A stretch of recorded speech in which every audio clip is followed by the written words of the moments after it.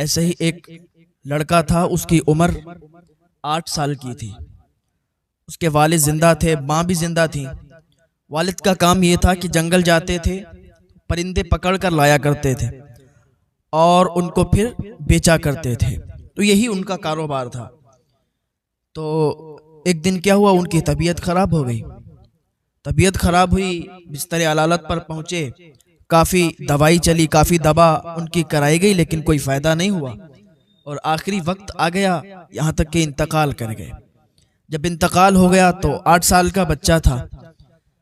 जो पैसे, जो रकम जमा की गई थी, जो उसने जमा की थी, वो कुछ दिन तक वो पैसे चले और सारे खर्च हो गए। क्योंकि खर्चे भी आप जानते हैं कि जितनी कमाई इंसान की नहीं होती, उससे ज़्यादा तो खर्च हो जाता है। तो कुछ दिन उसकी रकम उसके घर वालों ने यूज की। एक ही बेटा था, उसकी माँ थी और कोई नहीं था।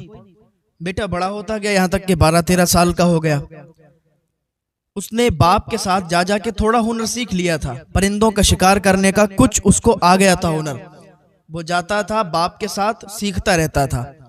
तो जब 12-13 साल का हो गया, एक दिन माँ से कहने लगा, माँ अब हमारा ऐसा कोई कारोबार भी नहीं बचा है कि जिसके जरिए से हम अपने घर को चलाएं, जिसके जरिए से हम अपनी जिंदगी बसर करें।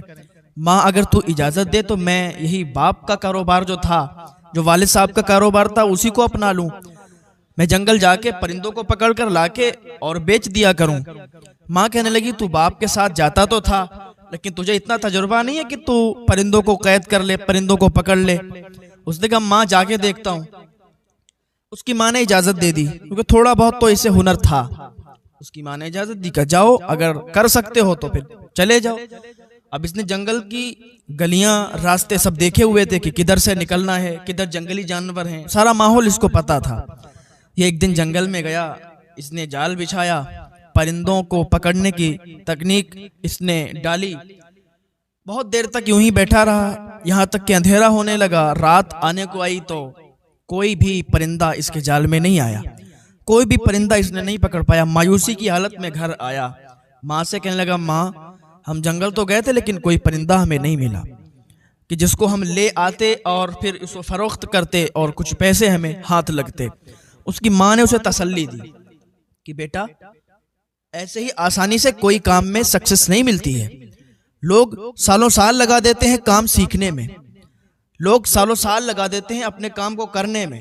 बेटा तेरा तो आज पहला दिन था, तू बिल्कुल मायूस मत हो, हिम्मत नहीं हारना बेटा। तू कल भी जा, परसों भी जा, बेटा ऐसे ही जाते रहो, एक ना एक दिन तुम्हारा काम शुरू हो जाएगा और परिंदे भी तुम्हें मिलना शुरू हो जाएंगे और तुम उनको बेच के अच्छी खासी रकम हासिल कर लोगे। इसने माँ की बात सुनी तो इसे तसल्ली हुई। रात को लेटा, सुबह को जब उठा तो फिर ये जंगल की तरफ सुबह सुबह के लिए चला गया। जंगल में वही परिंदे पकड़ने की तकनीक इसने अपनाई। तो पहले दिन भी कुछ हाथ नहीं आया, दूसरे दिन भी कुछ हाथ नहीं आया, तीसरे दिन भी कुछ हाथ नहीं आया, यहाँ तक के 7 दिन इसे कुछ भी हाथ नहीं आया। 8वें दिन जब ये गया तो मायूस नहीं था। बहुत से लोग काम शुरू करते हैं, कोई कारोबार करते हैं, अगर चलता नहीं है तो फिर मायूस हो जाते हैं, उसको बंद करने के सोचते हैं। और यही सबसे बड़ी उनकी गलती होती है, क्योंकि एक काम, कोई भी काम हो, उसको चलते थोड़ा टाइम लगता है। तो 8वें दिन जब ये गया जंगल में तो एक परिंदा इसके हाथ लगा। और वो परिंदा कैसा था, उसके कई रंग थे। तो वो परिंदा इसे हाथ में लगा और ये पकड़ कर लाया, इसने पिंजरे में कैद किया, बंद किया, उसको दाना पानी डाला।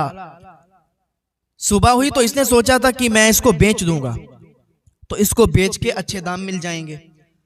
सुबह हुई तो क्या देखते हैं कि उस परिंदे ने एक अंडा दिया, और वो अंडा भी 4-5 या शायद 7 रंग का था।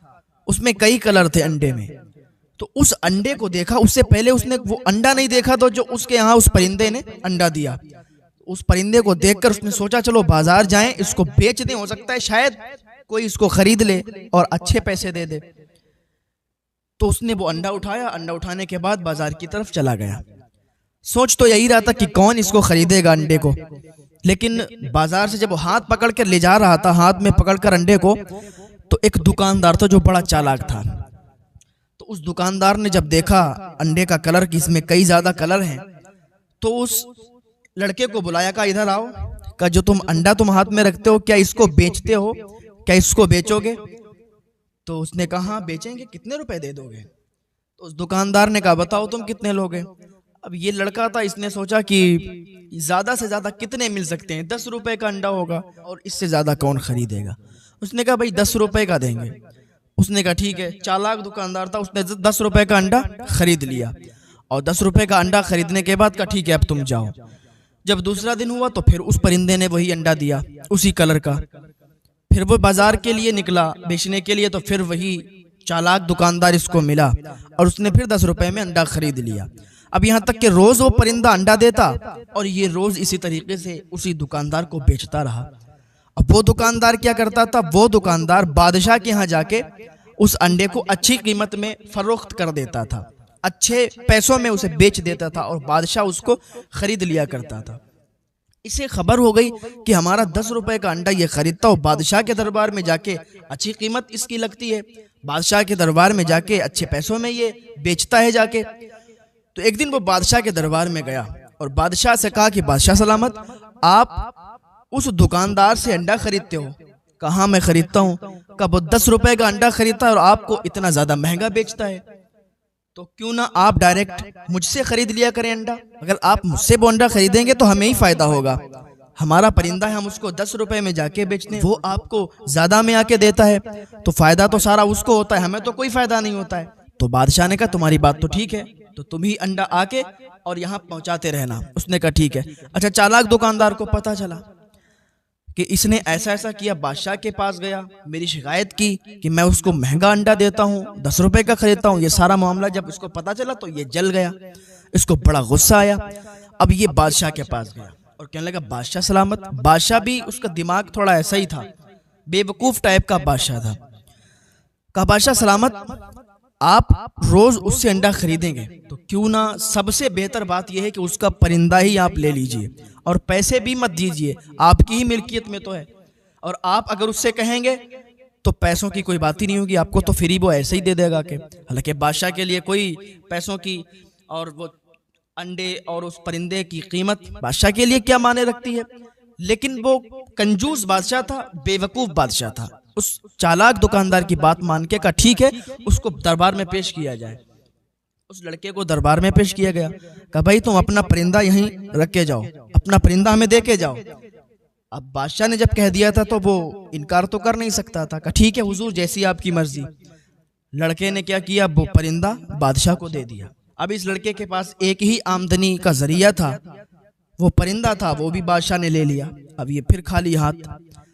अब ये रोज जंगल में जाता, कोई परिंदा नहीं आता था। एक दिन गया तो बेहतर तरीके से इसने अपना काम शुरू किया और बढ़िया तरीके से जाल बना के ले गया, तो काफी परिंदे फंसे। तो वो फिर उसने बाजार में जब फरोख्त करना शुरू किए तो अच्छी कीमत मिली।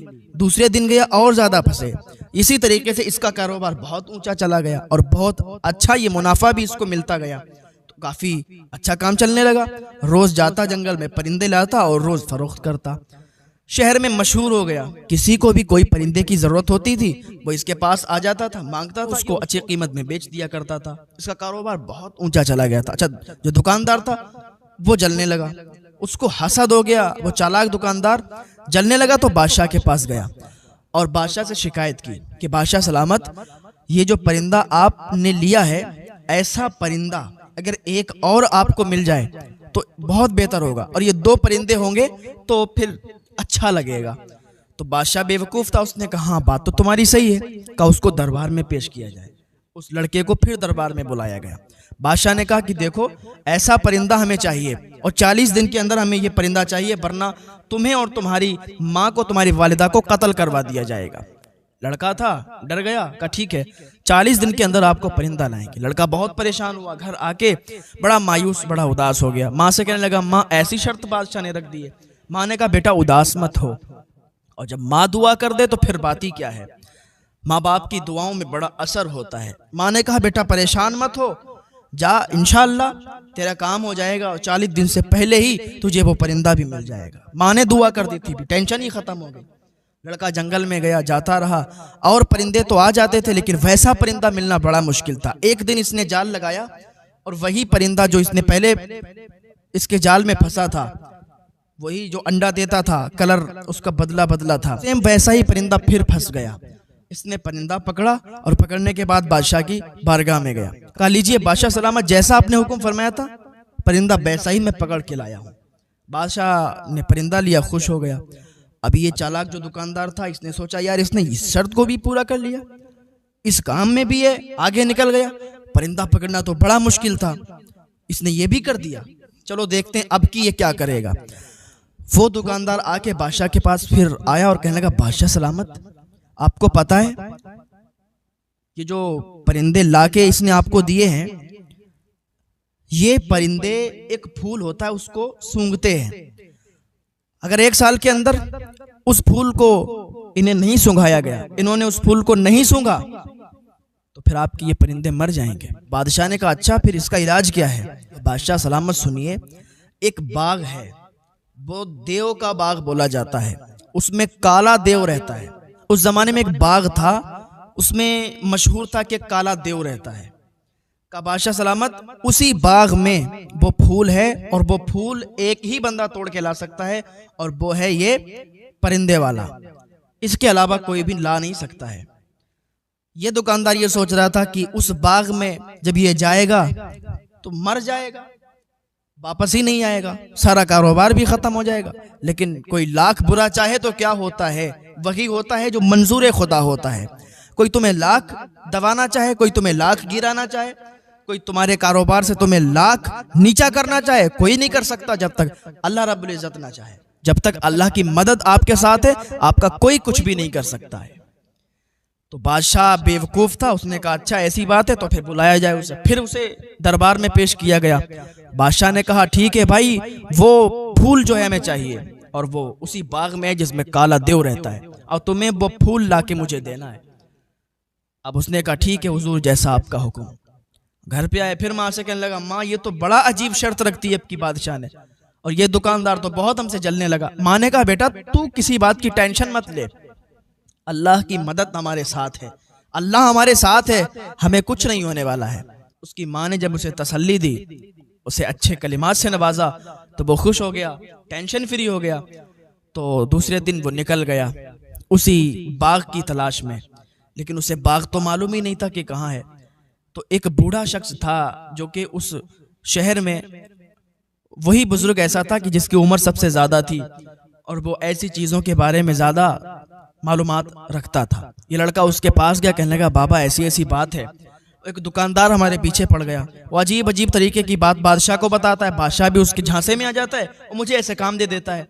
उसने कहा बेटा परेशान मत हो, वो एक बाग है और सुना जाता है कि उसमें काला देव रहता है, वो लोगों को नुकसान पहुंचाता है, अगर तुम वहां जाओगे तो फिर तुम वापस नहीं आ पाओगे, लेकिन बादशाह का हुक्म है, वहां जाओगे तब भी मर जाओगे और बादशाह का हुक्म नहीं मानोगे तब भी मर जाओगे। कहा बाबा मैं जाऊंगा, देखता हूं मैं फिर क्या होता है, बस अल्लाह हमारे साथ है, इंशाअल्लाह हमारी मदद होगी, अल्लाह हमें बचाएगा। इतना कह के वो उस बाग का पता लेके और उसी बाग की तरफ चल दिया। जब उस बाग में पहुंचा तो वो काले देव के नाम से बाग मशहूर था। तो वो वहां पर बैठ गया कि कैसे इसके अंदर जाया जाए, तरकीब सोचने लगा कि किधर से काला देव आ जाए और आके वो फिर अपना काम शुरू कर दे। तो ये भी डर लगा हुआ था, लेकिन अल्लाह पर भरोसा था कि अल्लाह ताला की मदद हमारे साथ जब तक है, जब तक हमारा कोई कुछ भी नहीं कर सकता। काला देव हो या कोई भी देव हो, जब तक अल्लाह हमारे साथ है कुछ भी नहीं हो सकता। बस अल्लाह की रजा पर राजी रहें और अल्लाह को राजी करें। जब आप अल्लाह को राजी करेंगे, अल्लाह का साथ देंगे, अल्लाह की इबादत करेंगे, तो फिर अल्लाह आपका साथ देगा और आपका कोई कुछ भी नहीं कर सकता है। वो अंदर दाखिल हुआ बाग के, सोच रहा था कि कहीं किधर से भी आना जाए, तो डरते डरते इधर उधर से जाके छुपते छुपते वो एक उसके अंदर मकान बना हुआ था, उसमें कई कमरे थे, तो एक कमरे के अंदर दाखिल हो गया।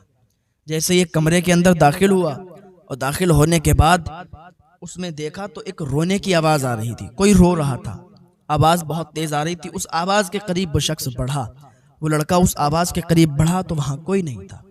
उसने सोचा ये शैतानी खलल है, लेकिन फिर आवाज आने लगी तो और करीब बढ़ा तो देखा कि वहां पर एक कालीन बिछी हुई है, लेकिन था कोई नहीं। कालीन हटाई तो कालीन हटाने के बाद क्या देखता है कि अंदर एक दरवाजा है, उसने दरवाजे को खोला।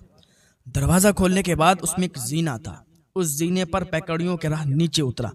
फिर उसके अंदर एक कमरा बना हुआ था, फिर उसमें भी एक दरवाजा था। उस दरवाजे को खोला, बहुत डर रहा था। डरते डरते उसके अंदर दाखिल हुआ तो क्या देखता है कि एक लड़की जो कि वहां पर उल्टी लटकी हुई है, बंधी हुई है, उसके बाल भी बंधे हुए हैं और वो चीख रही है, रो रही है। लड़की ने जैसे ही देखा, कहा तुम कौन हो, यहाँ कैसे आए हो? उसने कहा मैं इंसान हूं, मैं यहाँ पर एक फूल तलाश करने आया हूं, बस यूं ही ढूंढता ढूंढता आ गया इधर, और तुम्हारे रोने की आवाज आई तो मैंने सोचा हो सकता है शैतानी खलल हो, लेकिन फिर आवाज आई तो मैं ढूंढता ढूंढता यहाँ पर आ गया। आप कैसे यहाँ पर हो? कहा मुझे वो जिन कैद करके लाया है, मुझे वो जिन, वो देव यहाँ पकड़ कर लाया है और उसने यहाँ बांध कर रखा है। रोज वो परेशान करता है, टॉर्चर करता है, वो जिन हमें यहाँ कैद करके गया है। तो तुम अगर अल्लाह के नेक बंदे हो तो यहाँ से मुझे छुटा के ले चलो। उसने कुरान पाक की आयतें पढ़ना शुरू की और उसको वहां से छुटाया, उसको रस्सियों से जो जकड़ी हुई थी उसको खोला और अपने साथ उसको बाहर निकाल कर लाया। तो लड़की बोली कि तुम्हें वो फूल चाहिए, मैं तुम्हें वो फूल लाके दूंगी, इसी बाग के अंदर है और मैं यहाँ कई अरसे से मौजूद हूँ, मुझे इस बाग के बारे में एक एक बात का मालूम है कि कहाँ क्या चीज है। तो वो गई और वो एक फूल तोड़ के लाई। लाने के बाद उसको दिया जो उस फूल की तलाश में था। वो फूल को लेने के बाद वो कहती है मुझे भी यहाँ से बाहर ले चलो। तो लड़के ने उस लड़की को साथ में लिया और वहां पर घोड़े वगैरह भी बंधे हुए थे। घोड़ों को खोला और खोलने के बाद वो दरवाजे से, अब दरवाजा भी बहुत बड़ा था, उसे मालूम था कि किस तरीके से ये दरवाजा खुलता है। उस लड़की ने वो दरवाजा खोला और दोनों साथ में वापस आए। जब घर पहुंचे, जब अपने शहर आए तो उनके दिल में दिल पड़ा, जान में जान आई और अल्लाह का शुक्र अदा किया कि या अल्लाह तूने हमें बचा लिया, तूने हमारा साथ दिया, और शुक्राने की नमाज भी अदा की। भूख दोनों की लगी थी, माँ ने दोनों को खाना खिलाया, अल्लाह का शुक्र अदा किया। जब तक वो बादशाह के सिपाही भी आ गए और कहने लगे कि तुम फूल लेके आए हो या नहीं लेके आए हो। ये बड़ा परेशान हो गया था, कहाँ फूल लेके आया हूँ। बादशाह के दरबार में पेश किया गया, बादशाह को फूल दिया गया। जब फूल बादशाह को इसने दे दिया तो फिर बादशाह से अर्ज करने लगा कि बादशाह सलामत, ये जो दुकानदार शख्स है ये मुझसे जलता है, ये मुझसे हसद रखता है, इसीलिए ये बड़ी बड़ी आजमाइशों में मुझे डाल देता है, वरना उस काले देव के बाग में मैं कैसे जा सकता हूँ, उस परिंदे को दोबारा मैं कैसे पकड़ सकता हूँ। बादशाह सलामत, ये शख्स जो है मुझे आजमाइशों में डालता है, लेकिन मेरा अल्लाह मुझे आजमाइश से बाहर निकालता है, मेरा अल्लाह मेरा साथ देता है।